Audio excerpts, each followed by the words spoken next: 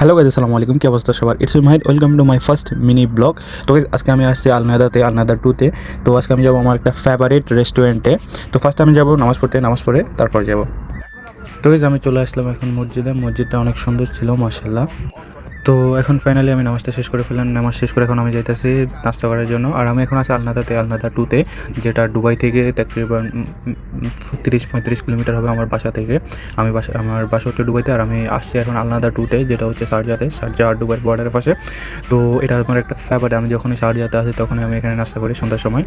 তো এটা হচ্ছে এখানে শর্মা পাওয়া যায় অনেক, আমার একটা ফেভারিট শর্মা বলতে পারেন এই রেস্টুরেন্টে পাওয়া যায়। আর এদের ব্রাঞ্চ শুধুমাত্র একটাই, যেটা শারজাতে আছে, দুবাইতে কোনো জায়গাতে। তো ফাইনালি আমি চলে আসলাম ভিতরে। এখন ভিতরে এসে আমি তাদেরকে অর্ডারটা দিয়ে দিলাম একটা শর্মার জন্য।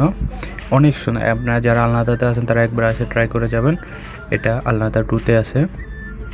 তো আমার ফাইনালি আমার শর্মাটা চলে আসলো, আর শর্মাটা আসার সাথে সাথে আমি আর দেরি করলাম না, খাওয়া স্টার্ট করে দিলাম।